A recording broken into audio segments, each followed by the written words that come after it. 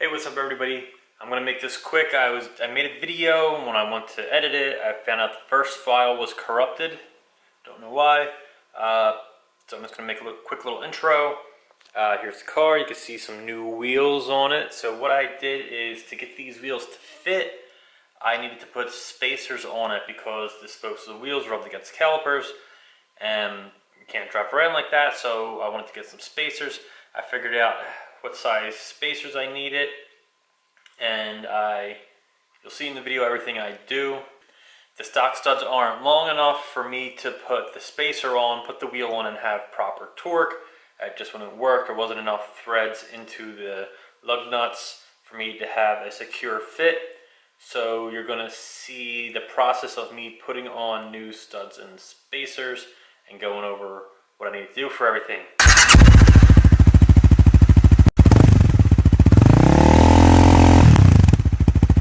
What I did to figure out what size spacer I needed was I went to Home Depot and I bought some washers that would fit over the wheel studs on my car.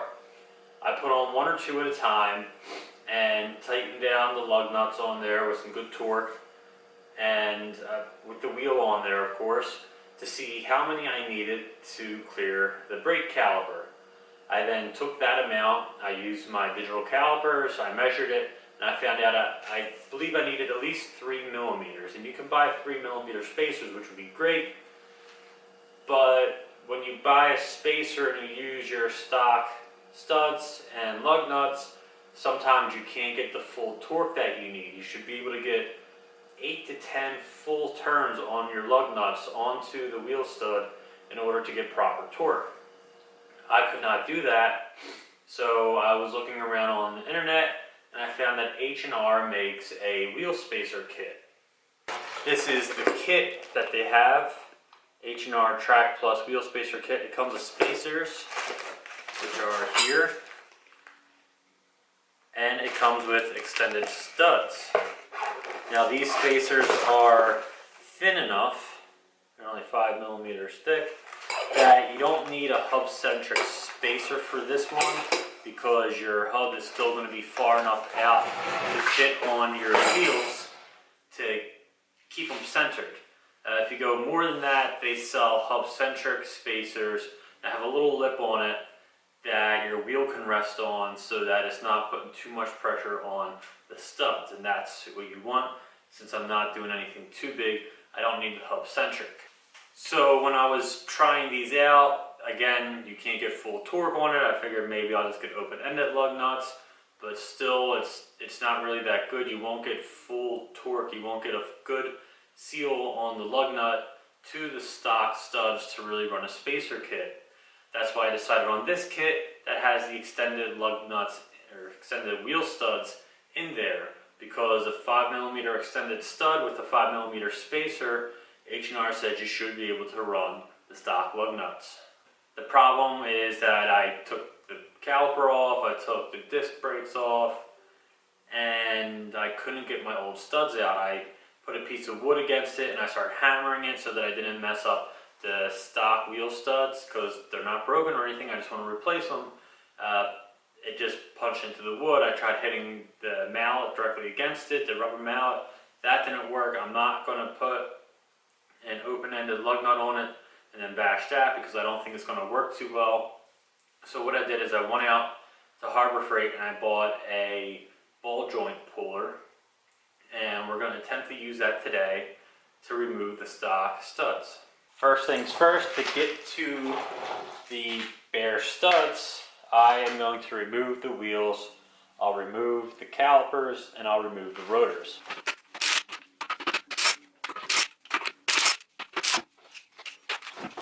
To remove the calipers, there's going to be one bolt up top and one bolt down the bottom in the back that is holding the whole caliper onto the hub. It's actually back here. I believe they're 17 millimeter bolts.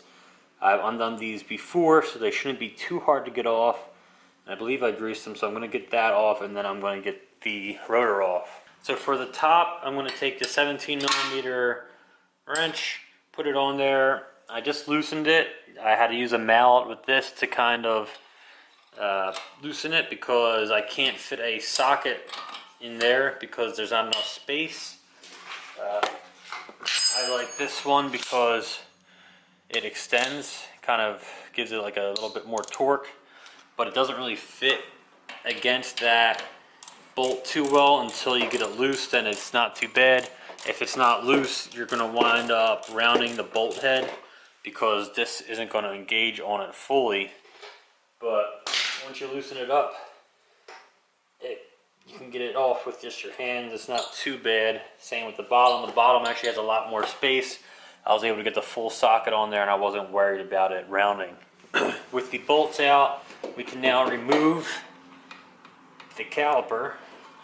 Maybe. You know what? We can't remove it because I have the e-brake on.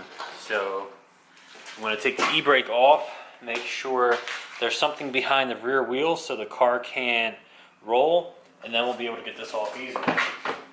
I think that's one of the reasons why some of the bolts were a little harder to get off. It's because the e-brake was on and it was pushing the pads in. So we got the rotor off, it's hanging there. We're going to try to put this onto back here. I'll hold that there, and I'm going to get some zip ties. I'm going to zip tie it up to the top piece here so it don't fall. And we're just going to keep the zip tie loose so that it's easy to get off. We just don't want this hanging. Get that up out of the way, and now we have access to the rotor. I thought I took both of these off before, but I'm not sure. Rotors aren't too bad usually. Get a rubber mallet and start popping at it if I don't run over the camera.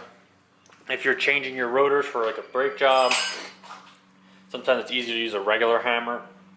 I'm not changing my rotors and pads just yet. That'll be soon. So I'm using the rubber mallet. Just hit around it. Hard to see it coming loose.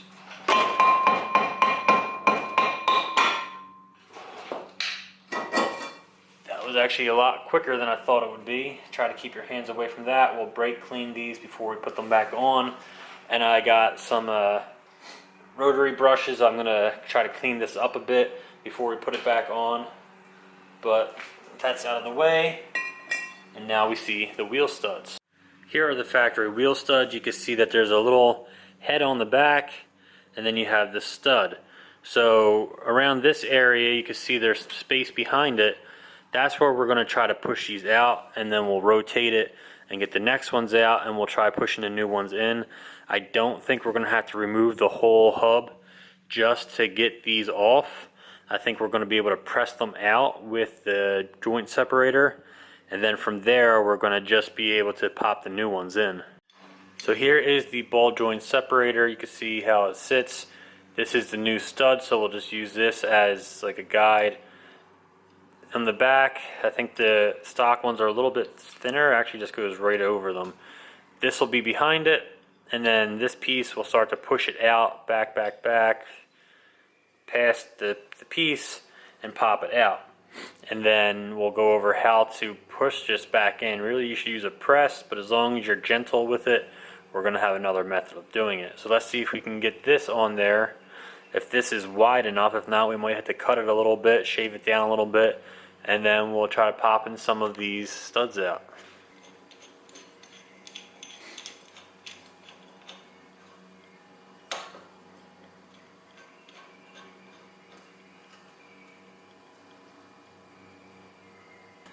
So here we go. You can see the ball joint separator is on there. Luckily the stock heads of the studs are a little narrower than the aftermarket, so this is going to fit on there well. And then we're going to take, we're going to see if I can get the socket on there. There should be plenty of room behind it, and we're going to start pushing on this. See if I can, that should be good. See, yeah, you can see that. Let's see what size socket we need. So it looks like these are 3/4 inch. I do have some 3/4 inch wrenches. I don't have any 3/4 inch sockets. So I'm going to have to do this with the wrenches. I don't really want to because all I have are 12-point sockets and wrenches for standard sizes, UAE, whatever it is, which isn't great. I'd rather have 6-point for stuff like this so that it doesn't strip, but it looks like it's going to be a good fit.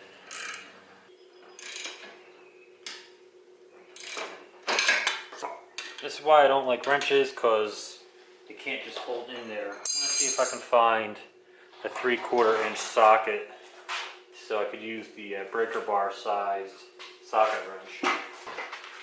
Okay, here we go.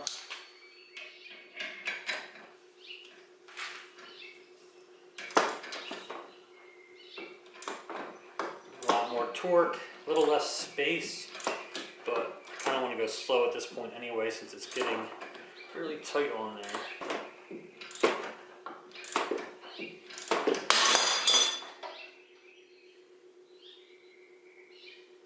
Oh, there we go.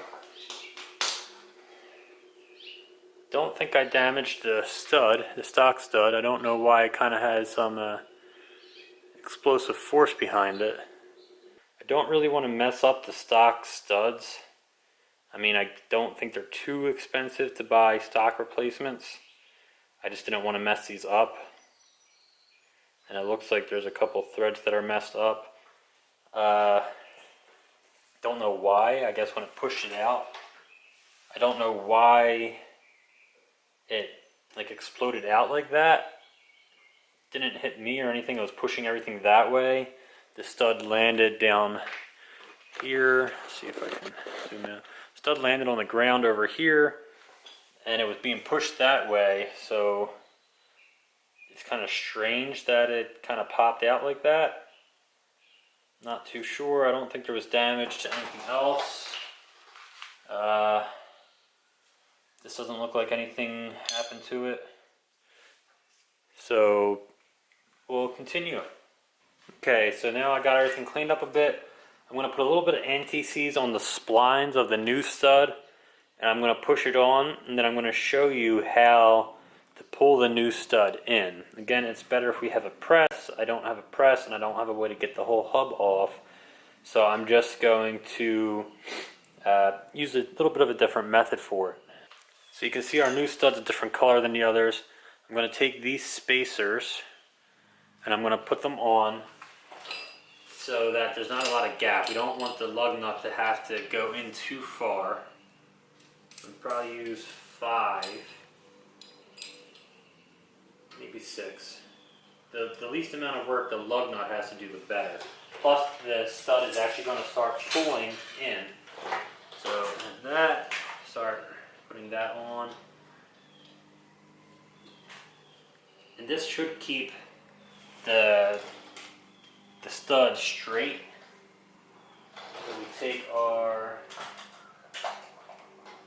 19mm socket, which I don't have right here, I'm going to have to grab, and we're going to start pulling that through. So for the second method, we're going to use those same washers I used to kind of figure out how I was going to, what size spacer I needed. And we're going to use them to hold the stud straight in the line. That way I can put on that lug nut, and I'm going to slowly start tightening the lug nut into the spacers. That should start pulling the stud through. Once the lug nut bottoms out on the spacers, it's going to need more thread. It'll start pulling it through. And we're just going to start doing that slowly so that we kind of get everything in straight and nice.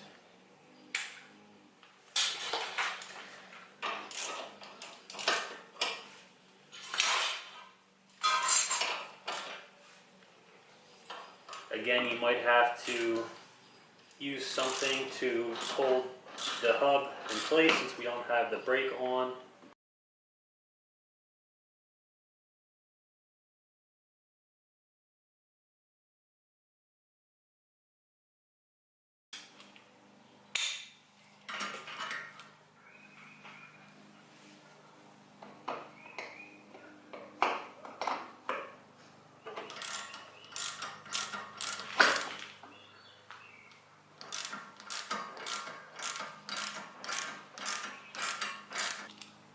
Seems like a combination of the two ways we were doing it is going to be the best. Use the spacers with this just to kind of get everything flat. Again, I'm going to take that off, take that off. That's pretty much just holding the spacers. Make sure this is going on straight, which it looks like it is.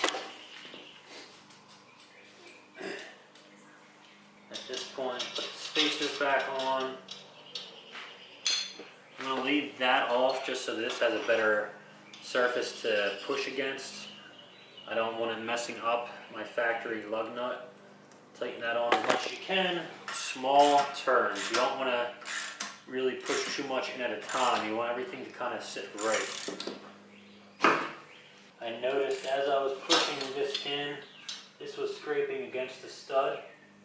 And I don't want it to do that. You really want to make sure that these forks aren't touching the stud at all, because as you're pushing this in, it's just going to rub against them. So it looks like it was rubbing a little bit, and I don't want that, so I'm going to go back to the other method, the spacers. Now that it's in there, that way we know that the stud isn't getting messed up.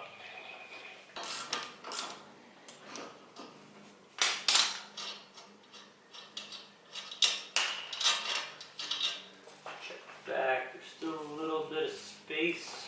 I'm just going to finish it up at this point.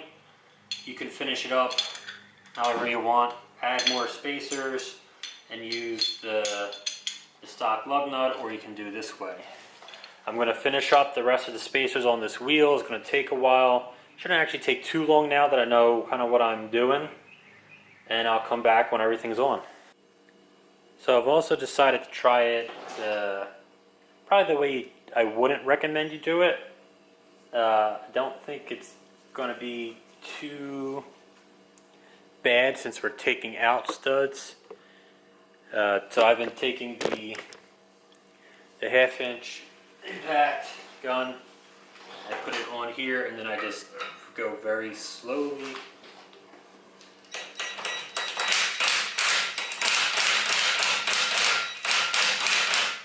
Pretty much like that, just like 1/10 of a turn at a time. Just makes it a little easier since there's not a lot of room. Kind of keeping it low so that when the stud pops out, it hits this shield here that would pretty much shield the brakes from getting anything on them from the inside, since the caliper would shield it from here. So I'm kind of just using that as a backstop for the studs since they're kind of just exploding out the back. I am not going to use this method to put the new studs in. I'd rather go slow and make sure that the stud is staying straight when I do that. And when I say I'm doing this slowly, you're going to see the logo from the gun. I'm doing like that speed. So I'm only going at that speed, so it's not even 1/10 of a turn at a time the way that I'm doing it. It's just a little bit quicker than me moving my hand around and trying to find the space for the wrench. One thing I've noticed on the factory studs is when I'm using that puller, it's kind of leaving these indents and smushing it down a bit, making it a little hard to use the threads. Again, I can just always buy new OEM studs if I ever decide to change this out, but what I'm going to do now is take this open-ended lug nut and put that on the end so that the separator is actually laying on this and pressing against this rather than the face of the stud. So as you can see, there's still a little bit of indent up top, but the threads are still good because I had this on there. And one big thing I noticed is that this doesn't have any damage to the threads on here, where the other ones had some little scratches along them. This one is good because this was protecting the threads. That's definitely what I'm going to do on the other sides. No damage to the tops. These were pretty rusty on the inside. You can see how rusty the top is. That's why they're a little harder to get out. This also kept it from shooting out the back and then hitting whatever before it fell to the floor. So I'm definitely going to use these for the rest. Brakes are back on, calipers. Then we get our plate. Again, there's this little channel here. I'd almost messed up when I was filming it. I forgot to put the calipers back on before I put this on. You definitely don't want to do that. This goes on right before the wheel does. That way it sits there and you still have this lip. And you make sure that you're not putting it on this way with the flat end facing out, because there's pretty much no lip for the wheel to sit on. You put it on this way, the wheel can still get in there and sit on that lip, and that's exactly what you need. You need that lip in there. This way, since the brakes go on first, you had this almost the same amount of lip as when you didn't have a wheel spacer on. You can see inside here, focus, it's very thin near the end where this lip goes. Gives you a good amount of area for that to sit on. Now I'm going to get the wheel back on. I'm going to use the stock wheel for now just to show you how it fits and how there's really no difference once you put this on there. As you can see here, I have all of the lugs on hand tight except for one of them. It's the wheels on there. Probably can make it a little bit tighter for these just to keep it flat. And the reason we're going to do this before just regular mounting it is to make sure that we have enough spins with the lug nut onto the stud that it works right. So I'm going to try to get this on, barely on with one thread, and we're going to be using this little circle here, put it in the camera, on this socket to tell our rotations. So it's up, 1, 2, 3, 4, 5, 6, 7, 8 full rotations are able to be made, and that's with just my hand. So once we actually finish these on, now that these are able to go on tighter, again we were at the top of that at 8. Let's see if making these a little tighter gives us some extra rotation in that one.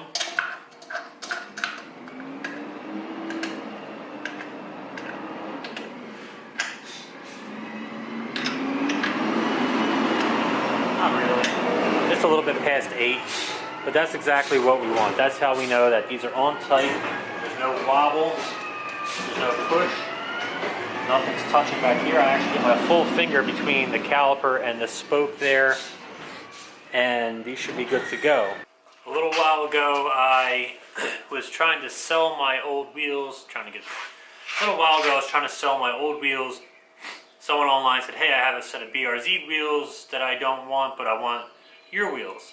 I said, "Cool, let's do that." And I looked it up, and I actually saw a picture of these wheels on the same car that I have, the silver wagon. I said, "That looks great." Threw them on, and they started rubbing against the brake caliper, and see if you can see it, scratched these rings around it from the caliper. No real damage. It kind of cut into the aluminum a little bit, but it's right at the thickest part, and it's very, very shallow, so I'm not worried about it.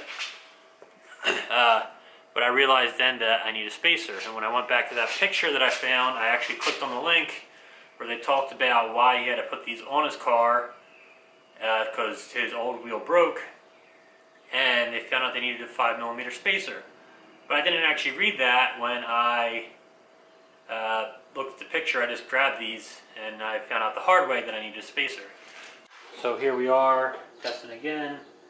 Get that thread started. A little bit on there. Put this on 1, 2, 3, 4, 5, 6, 7, and 7 3/4. So we get about 8 full rotations on it. Maybe a tiny bit less, but not enough that I'm worried about it. This is sitting on there tight and nice. And once I get the other side on and the rears on, I will show you how it all looks. Plus I'm almost out of battery. So here it is. The wheels are on with the spacers. I think it looks pretty good. These are Subaru BRZ wheels. Like I said, you have to put the 5mm spacer behind them in the fronts to clear the front brakes, because we got the larger front brakes. See them back there? And those poke out a bit more than standard Subaru front brakes. Since it's a WRX, they need the bigger front brakes for stopping. And I think it turned out pretty good. I like this setup. It's nice that if I want to put the stock wheels back on, I can just run the spacer with them, and the stock lug nuts, like you see here, they bolt on just fine. And when you saw me doing that 8 thing, I got to like 7.5, but once I put the torque wrench on it, it did a whole extra spin, so it's usually about 8.5 to 9 rotations that I got on those lug nuts onto those threads. And I'm going to check the torque on these tomorrow, and then in a couple days after that, because I don't know if maybe the wheel pressing up against the spacer is going to make anything different, but just to be safe and sure, I'm going to do that.